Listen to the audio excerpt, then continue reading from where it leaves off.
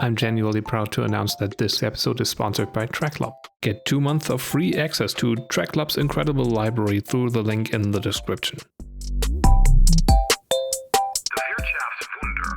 Economic miracle. In post-World War II, West Germany led to rapid economic growth, improved living standards, and reduced unemployment.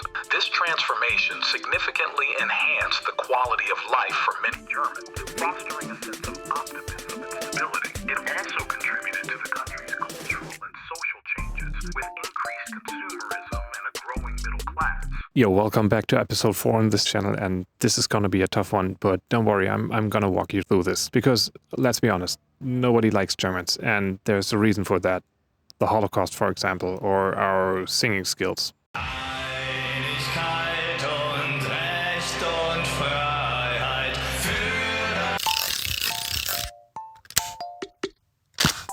The currency reform helped stabilize the economy by curbing hyperinflation and laying the foundation for the German economic recovery. The Marshall Plan provided additional financial aid and resources To help Germany rebuild its economy and infrastructure, boosting industrial production. So recently we spent a couple of days in the federal state of Rhineland Palatinate, which is known for wine production and scenic landscapes and its historical significance as part of the former Roman Empire in medieval Europe. Sounds like the perfect chance to grab the Hasselblad, get lit, and check out some big-ass castles.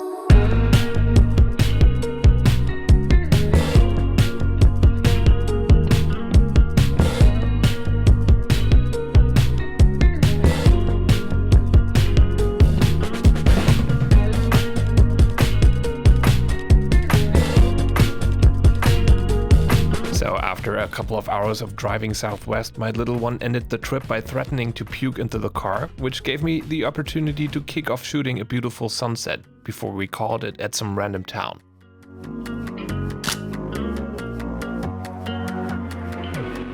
Germany's western regions, through post-war reconstruction, industrial strength, and integration with Western institutions, became the linchpin of the country's economic recovery and contributed significantly to its economic success.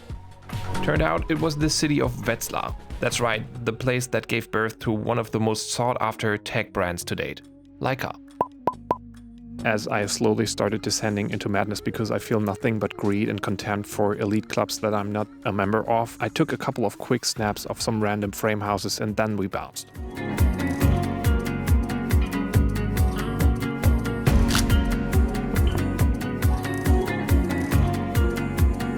The western regions, including the Ruhr Valley, were the industrial heartland of Germany. They were home to key industries such as coal, steel, and manufacturing. The western part of the country became a symbol of economic success and prosperity during the Cold War. After another 1-hour drive, we were approaching ground zero for every German cliché out there, the rivers, Rhine and Mosel.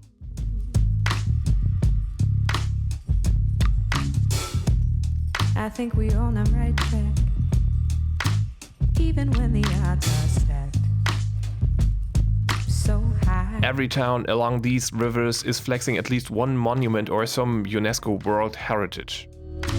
Ain't no turning back if we try. We try. We gon' do more than get by. We can do it right this life. No more lost time. Lost time, no more lost time, no more lost time.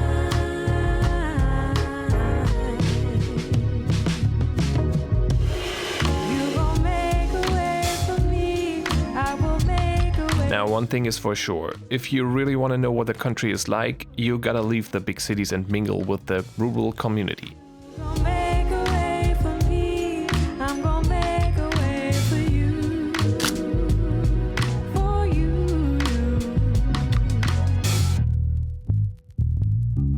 Cities like Brussels, Amsterdam, Copenhagen or Hamburg are almost indistinguishable from one another, but it's a completely different thing to stay at a small town bed and breakfast in Germany versus Italy or Belgium. Things happen all right.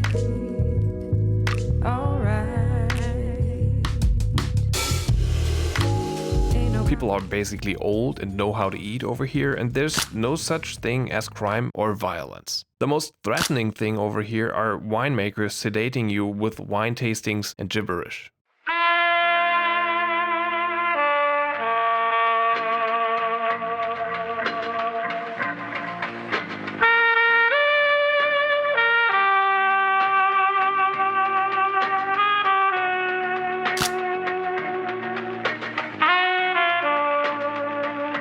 Life is good over here, and it feels like people don't even know it.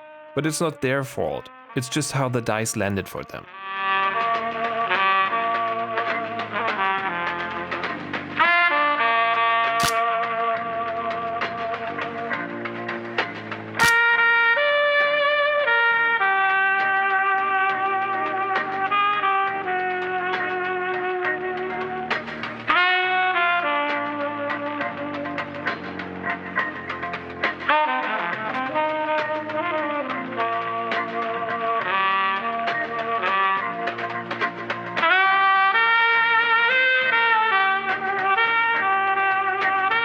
One thing you're gonna notice instantly is how incredibly pale everything is.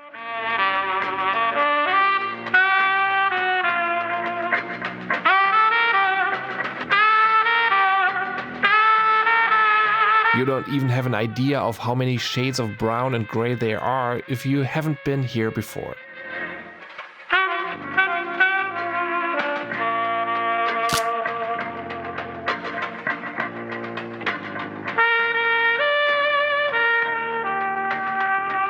Jason Peterson said black and white photography erases time from the equation, but you can also just keep your Fuji Pro 400H in the camera and just come here. It's actually like the exact opposite of the funfair at night.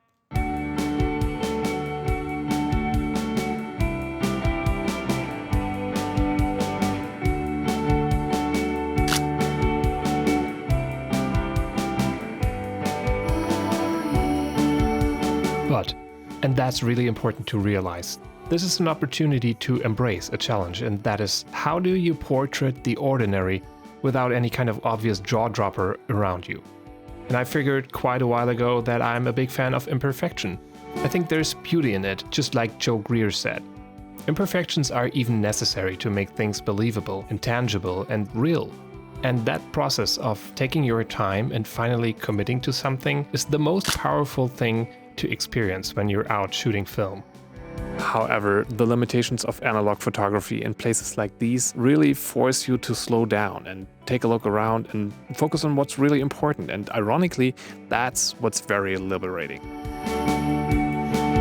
And this even applies to real life. I mean, in a world of endless possibilities and algorithms and artificial intelligence and whatnot, be it when you're dating or when you're looking for a new job or whatever, you tend to overthink things and eventually get stuck jumping from one opportunity to the next one, because this next one might even be better, right? But with that lack of commitment comes dissatisfaction. So what's my verdict on shooting film in this part of Europe's most boring country? Well, to put it with Frank Sinatra, I would say, if you can make it here, you can make it anywhere. This area is just flat out monotonous and dull. But I mean, even my mom takes good photos at the Golden Gate Bridge. Beautiful places are the definition of the comfort zone. Because how do you even get better at shooting film when your surrounding looks like a location for a f***ing David Attenborough documentary? I think you need to struggle in order to grow as an artist, and that's what I did. I mean, I struggled. I didn't grow. With that being said, none of these photos truly blew my mind, which implies that my subconscious is still processing everything, and I'm gonna turn into Steve McCurry's legitimate offspring on the next episode. Which is not gonna happen because this is the internet, where everything is fake.